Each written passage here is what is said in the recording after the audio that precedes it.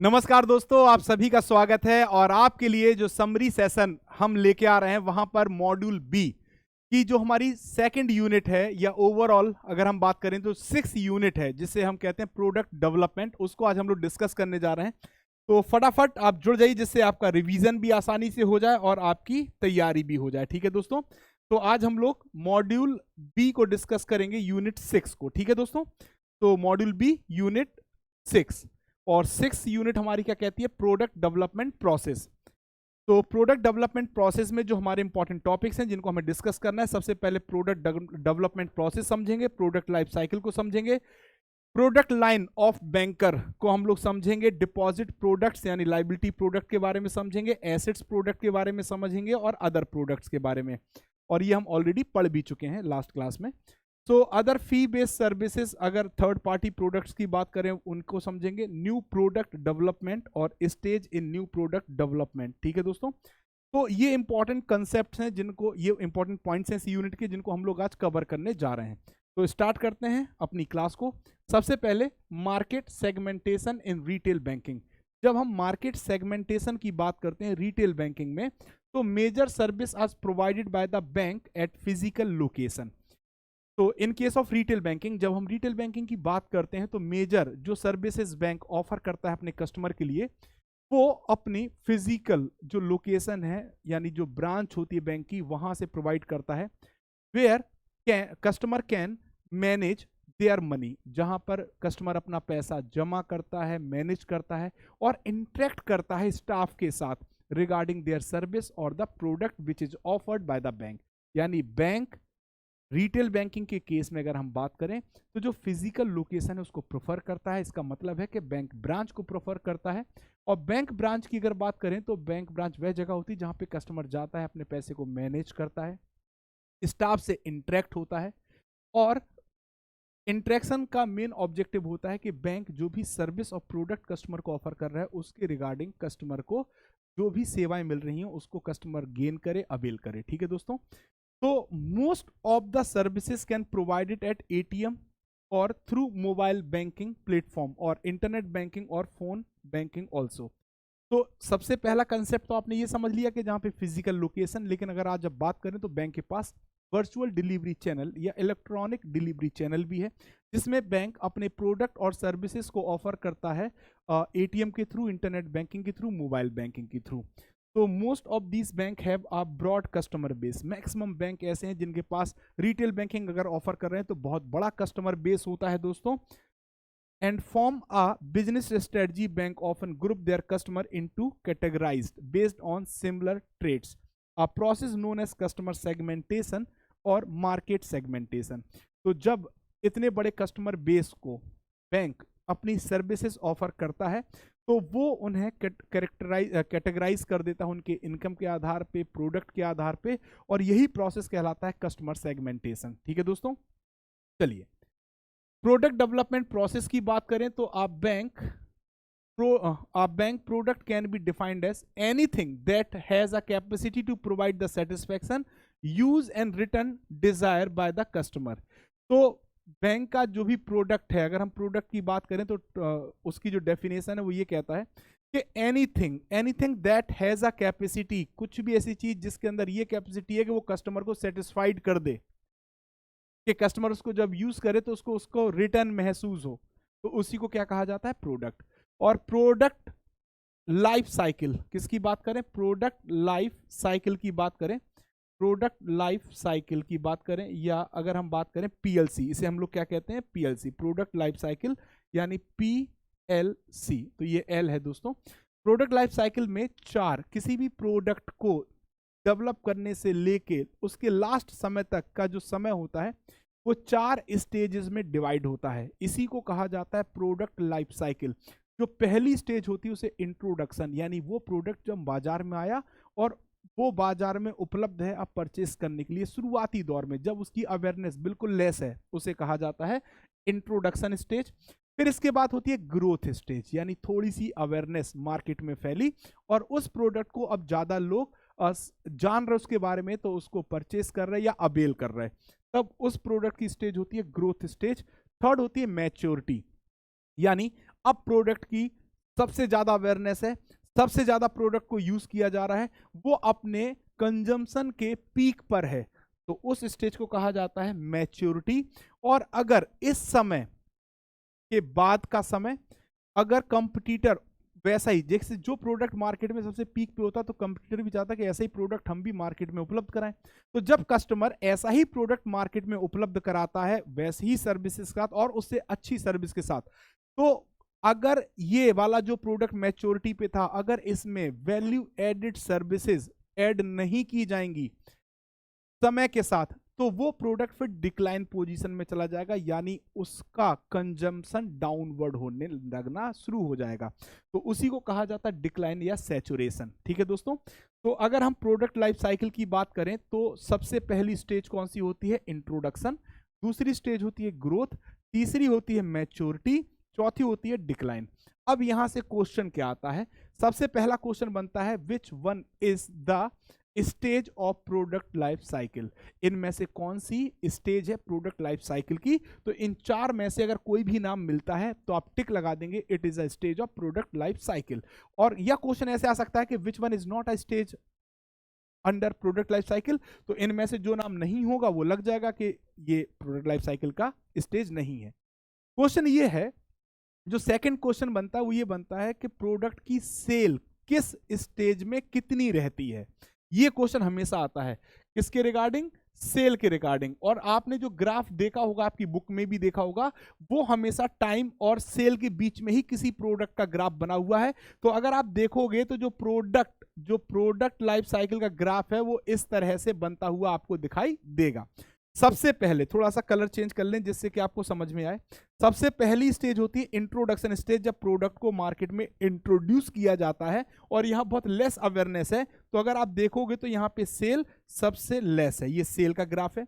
लेकिन धीरे धीरे प्रोडक्ट मार्केट में अपनी अवेयरनेस फैलाता है और उसकी सेल क्या हो जाती है? इंक्रीज हो जाती है। तो यहां पे सेल कैसी होगी? लो, यानी very low. The sale volume of sorry the sale is very less. ठीक है दोस्तों, फिर ग्रोथ स्टेज में क्या हुआ कि जो सेल है, अगर आप देखोगे तो सेल ने क्या किया? इंक्रीमेंट किया, यानी यहां पे जो सेल वॉल्यूम है वो क्या हुआ? थोड़ा बढ़ा, है ना, ग्रोथ की तरफ गया। और ग्रोथ ऐसा गया कि जो इस प्रोडक्ट का जो ब्रेक इवन है, ब्रेक इवन का मतलब समझते हैं ना, ब्रेक इवन पॉइंट वो पॉइंट होता है जितना, मतलब 100 रुपए का अगर कोई प्रोडक्ट आपने बनाया है तो कम से कम वो 100 रुपए तो कमा ही रहा, प्लस 20 रुपए प्रॉफिट भी कमा रहा। तो 100 रुपए अगर बनाने में लगा है तो 100 रुपए अगर आप कमा लोगे तो ब्रेक इवन पॉइंट। ठीक है, और इसमें थोड़ा सा इंटरेस्ट यानी प्रॉफिट भी आप कमाना शुरू कर दोगे। कौन सी स्टेज में? जब आप ग्रोथ स्टेज में रहोगे। ठीक है दोस्तों, सो ग्रोथ स्टेज क्या कहती है? The sale volume of the product pickup. अब इसने पिकअप पकड़ लिया, स्पीड पकड़ ली और ये अपने ब्रेक इवन तक पहुंच गया, प्लस आपको कुछ प्रॉफिट भी कमवा दिया। लेकिन अगर थोड़ा सा और प्रोडक्ट को आप देखोगे तो जब प्रोडक्ट अपनी मैच्योरिटी स्टेज में पहुंचता है तो सेल सबसे ज्यादा हाई पीक पर होती है मैच्योरिटी स्टेज में, यानी यहां पे जो प्रोडक्ट की सेल होगी वो सबसे ज्यादा हाई होगी, वेरी हाई, सबसे ज्यादा हाई और अपने पीक पर होगी, यानी इससे ज्यादा सेल नहीं दिखेगी। इसके बाद अगर प्रोडक्ट में आपने समय रहते कुछ अच्छा नहीं किया तो प्रोडक्ट फिर डिक्लाइन पोजीशन पे चला जाएगा। ठीक है, सो सैचुरेशन आ जाएगा उसकी सेल में। आई होप ये पॉइंट भी सभी लोग समझ गए होंगे। थोड़ा सा गुचड़ पुचड़ हो गया है, तो आप लोग जब भी इस क्लास को देख रहे होंगे या रिकॉर्डिंग देखेंगे तो एक स्क्रीनशॉट पहले ही ले लीजिएगा। क्यों ले लेंगे पहले? क्योंकि वहां तक ये चित्र साफ दिख रहा था, इसके ऊपर फिर मैंने लिख दिया है। तो लिखा इसलिए कि आपको समझ में आए। कंपेयर कर लेंगे।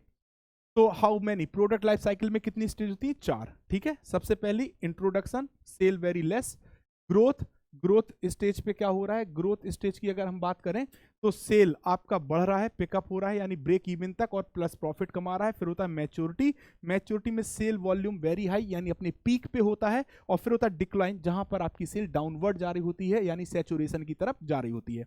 इसके साथ अगर हम बात करें दोस्तों तो product line of a banker, किसी बैंकर के लिए प्रोडक्ट लाइन क्या है? वो कौन कौन से प्रोडक्ट ऑफर कर सकता है?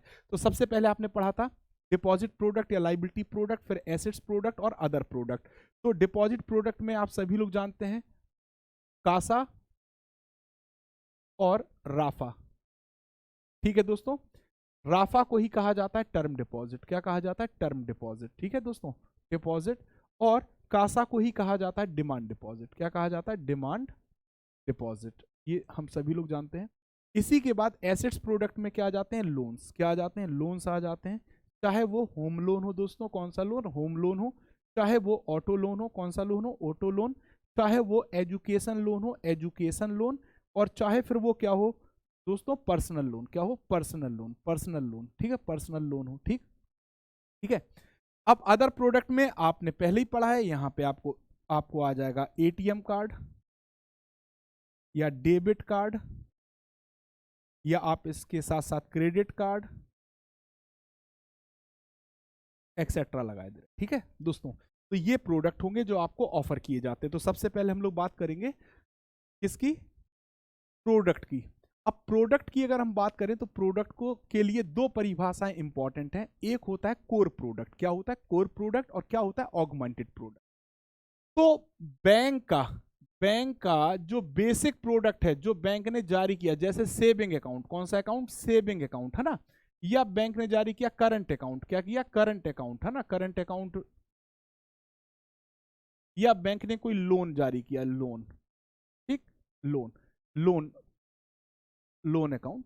तो इन्हें हम लोग कहते हैं कोर प्रोडक्ट। इन्हें हम लोग क्या कहते हैं? Core product. ये क्या होते हैं? बैंक के कोर प्रोडक्ट होते हैं। ये क्या है? बैंक के कोर प्रोडक्ट है। ठीक है, यानी जो कुछ भी होगा इन्हीं के साथ होगा, यही मेन प्रोडक्ट है। अब इनको ज्यादा से ज्यादा मार्केट में सेल हो, इसके लिए आप क्या करोगे? इसके साथ कोई भी वैल्यू एडेड सर्विस जोड़ दीजिए। आप वैल्यू एडेड सर्विस अगर आप ऐड कर देंगे तो यही प्रोडक्ट, फिर सर्विसेज अगर आप ऐड कर दोगे तो यही प्रोडक्ट आपका क्या बन जाएगा? ऑगमेंटेड। क्या बन जाएगा दोस्तों? Augmented product. क्या बन जाएगा? Augmented product. अब जैसे एक एग्जांपल ले लेते हैं। आपके पास सेविंग अकाउंट है। कौन सा अकाउंट है? Saving account. सेविंग अकाउंट के साथ आपने इंश्योरेंस स्कीम ऐड कर दी। इंश्योरेंस स्कीम ऐड कर दी आपने, जिससे ज्यादा से ज्यादा लोग इसको परचेस करें। या आपने इसके साथ international debit card, international debit card add कर दिया। डेबिट कार्ड ऐड कर दिया, डेबिट कार्ड, है ना। या आपने चेकबुक, चेकबुक जारी कर दी, चेकबुक आपने इशू कर दी, है ना। या आपने कहा इसके साथ हम पासबुक भी देंगे, पासबुक भी देंगे। तो ये जो आपकी वैल्यू एडेड सर्विसेज आप प्रोवाइड कर रहे हैं, इनको भी अगर इस प्रोडक्ट के साथ मिला लिया जाए तो ये बन जाएगा ऑगमेंटेड। क्या बन जाएगा? ऑगमेंटेड। और सेविंग अकाउंट हमारा क्या है? Core product. आई होप अभी हम लोग समझ पाए होंगे। सो ऑगमेंटेड या वैल्यू एडेड सर्विसेज हम सिर्फ इसलिए ऐड करते हैं कि हमारा प्रोडक्ट मार्केट में कंपटीशन कर पाए। क्या कर पाए? कंपटीशन कर पाए। तो ये हो गया कोर प्रोडक्ट और ये हो गया ऑगमेंटेड प्रोडक्ट। आगे बढ़ते हैं। डिपॉजिट प्रोडक्ट और लाइबिलिटी प्रोडक्ट की बात करें तो डिपॉजिट प्रोडक्ट में हमारे पास सबसे पहले सेविंग अकाउंट हम डिस्कस करते हैं। सेविंग अकाउंट आपका बचत खाता होता है सैलरीड पर्सन के लिए, या जो लोग मासिक तौर पर, मंथली बेसिस पर ऐसी इनकम करते हैं कुछ पैसा सेव करना चाहे तो उनके लिए सबसे अच्छा अकाउंट सेविंग अकाउंट होता है। उस पर बैंक आपको ब्याज भी ऑफर करता है। वहीं करंट अकाउंट की अगर बात करें तो जो बिजनेसमैन होते हैं जिनको एक से ज्यादा ट्रांजेक्शन दिन में करने पड़ते हैं, उनके लिए क्या है? Current account. करंट अकाउंट पर आपको ओवरड्राफ्ट की सुविधा भी दी जाती है, क्योंकि अगर आपका बिजनेस है, कभी कभी आपके अकाउंट में पैसा नहीं है या कम है, तो आप ओवरड्रॉ कर सकते हैं बैंक से और अपने बिजनेस को रन कर सकते हैं। हाँ, यहां पर बैंक आपको ब्याज नहीं देता है, बट आपसे सर्विस चार्ज कभी कभी लेता है। टर्म डिपॉजिट फिक्स टाइम के लिए, अगर आप अपना पैसा समय के अनुसार बैंक में जमा करना चाहते हैं तो आपके लिए टर्म डिपॉजिट अकाउंट अवेलेबल है। ठीक है दोस्तों, चलिए इसके साथ साथ बात करें सबसे पहले डिमांड डिपॉजिट यानी कासा अकाउंट की। ठीक है, तो कासा में CA का मतलब होता है करंट अकाउंट और SA का मतलब होता है सेविंग अकाउंट। सबसे पहले करंट अकाउंट को मैंने जो डिस्कस किया था उसी को डिस्कस कर ले। करंट अकाउंट में आप कोर अकाउंट समझेंगे जिसमें सिर्फ करंट अकाउंट होगा, बेसिक करंट अकाउंट, है ना, जिसमें सिर्फ और एक चेकबुक होगी। और ऑगमेंटेड करंट अकाउंट में क्या होगा कि बेसिक करंट अकाउंट और आपको चेकबुक तो मिलेगी, वैल्यू एडेड सर्विसेज भी आपको मिलेंगी, जैसे इंश्योरेंस आपको ऐड कर दिया गया, या अदर कंसेशन आपको फी रेमिटेंस, आप जितनी, क्योंकि आपको ज्यादा बार ट्रांजेक्शन करना है तो आपकी जो फीस है, रेमिटेंस पे फीस लगती है, उसका भी रिलैक्सेशन मिल गया। तो जब भी आपको वैल्यू एडेड सर्विस किसी भी प्रोडक्ट पे ऐड किया जाएगा तो वो ऑगमेंटेड हो जाएगा, और जो आपका बेसिक प्रोडक्ट है वो आपका कोर प्रोडक्ट होता है। ठीक है, इसी प्रकार सेविंग अकाउंट में जो आपका सेविंग अकाउंट होता है वो आपका कोर प्रोडक्ट होता है, है ना, कैसा प्रोडक्ट होता है, कोर प्रोडक्ट। लेकिन उसके ऊपर जब भी कोई वैल्यू एडेड सर्विस जैसे इंश्योरेंस, पर्सनल एक्सीडेंट कवर या sweep in sweep out facility, other concession like fee remittance, free remittance etcetera, ये कोई भी वैल्यू एडेड सर्विस ऐड कर दी जाएगी तो यही बेसिक सेविंग अकाउंट आपका ऑगमेंटेड हो जाएगा। क्या हो जाएगा, ऑगमेंटेड सेविंग अकाउंट हो जाएगा। क्या हो जाएगा, ऑगमेंटेड सेविंग अकाउंट हो जाएगा। ठीक है दोस्तों, चलिए आगे बढ़ते हैं।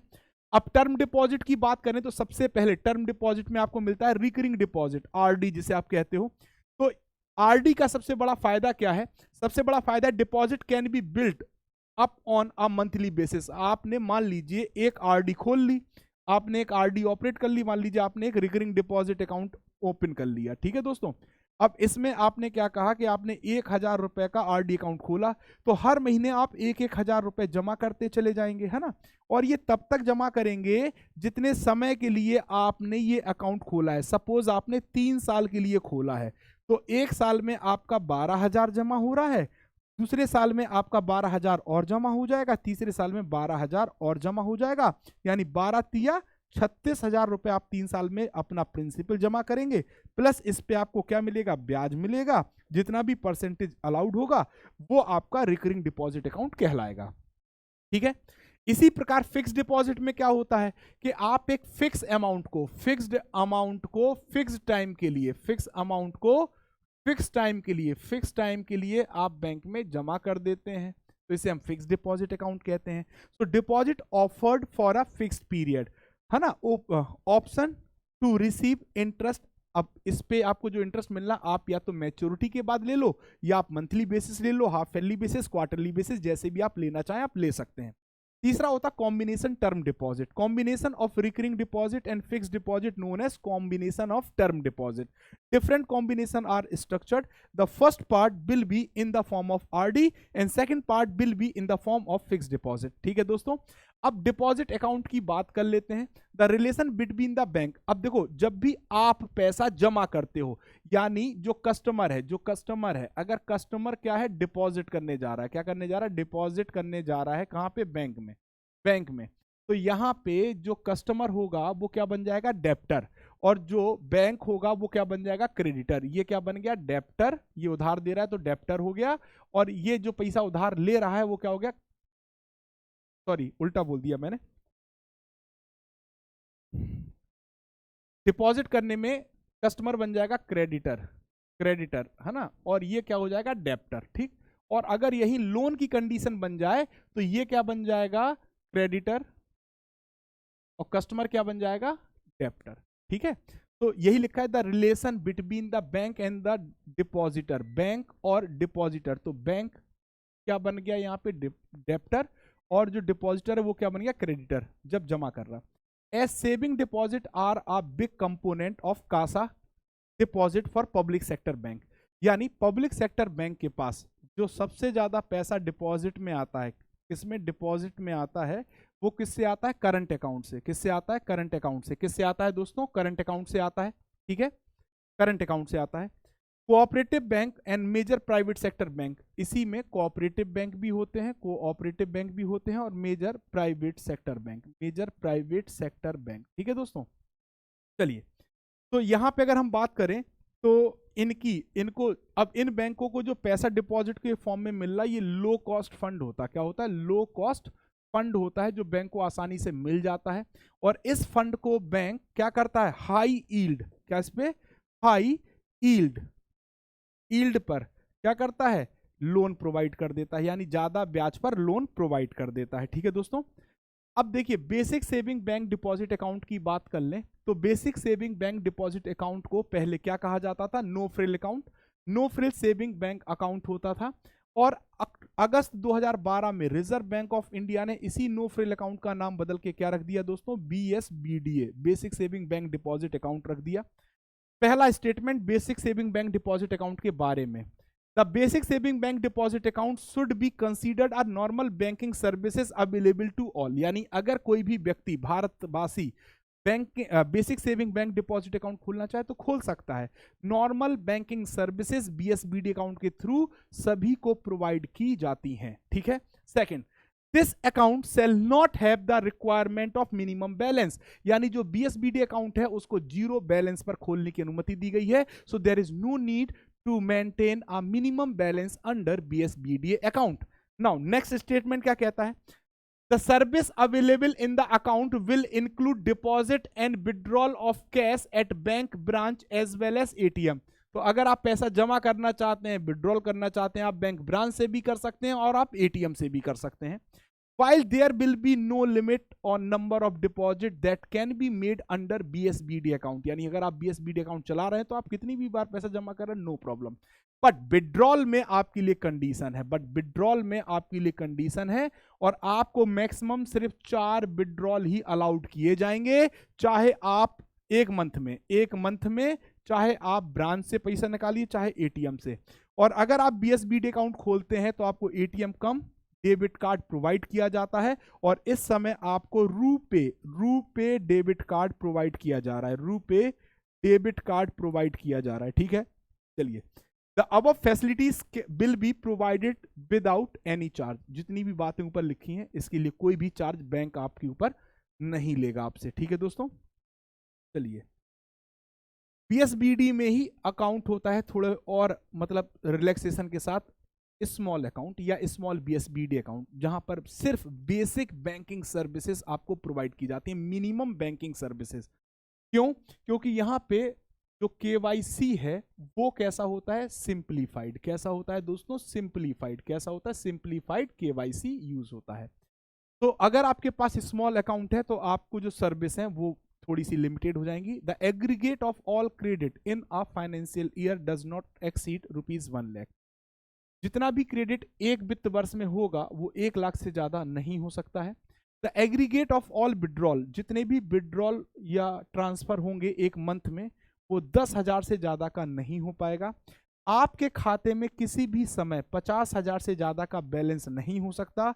और विदेश से अगर आप पैसा भेजना चाहें तो foreign remittance can not be allowed because आपका KYC फॉर्मेलिटीज नहीं कंप्लीट है. यानी सिंप्लीफाइड KYC का मतलब होता है कि आपने हार्ड KYC फॉलो नहीं किया. ठीक है दोस्तों, याद रखिए. चलिए, 5वां स्टेटमेंट है small account are valid for only 12 month. आप जब भी स्मॉल अकाउंट खोलेंगे सिर्फ 12 महीने के लिए अकाउंट खोलेगा इनिशियली, और इसे आप अगले 12 महीने के लिए एक्सटेंड यानी रिन्यूअल करा सकते हैं. ठीक है, क्या करा सकते हैं? रिन्यूअल करा सकते हैं. If proper KYC document are not submitted within the total time from the frame of 24 month, all transactions shall be blocked in the account. यानी कुल मिला के आपको पहले 12 महीने दिए गए कि आप अपना KYC कंप्लीट कर लो, आप नहीं कर पाए तो बैंक ने कहा कि आपको 12 महीने का हम और एक्सटेंशन दे देते हैं, आराम से आप अपना KYC कंप्लीट कर लो. अब ये जो टोटल 24 महीने हुए, आप 24 महीने में भी अपना अगर KYC फॉलो नहीं कर पाए तब फिर बैंक आपको इसमें सेवाएं क्या कर देगा? ब्लॉक. क्या कर देगा दोस्तों? ब्लॉक कर देगा. ठीक है, done. Small account can only be open at CBS link branch, यानी कोर बैंकिंग सोल्यूशन. जितनी भी ब्रांचें CBS से कनेक्टेड हैं उन्हीं में आप स्मॉल अकाउंट को चला पाएंगे. करंट अकाउंट क्या होता है? सिंपल सी बात है, सेविंग अकाउंट आपका सेविंग के लिए था तो करंट अकाउंट आपका किसके लिए होगा? बिजनेस के लिए. किसके लिए होगा दोस्तों? बिजनेस के लिए आपका करंट अकाउंट होगा. ठीक, तो current account particularly suit the requirement of business, trading, joint stock companies, institution, public authorities and public corporation etcetera who is banking transaction happened to be numerous on every working day. कुल मिला के जो लोग भी business entities हैं और जिनको भी एक से ज्यादा बार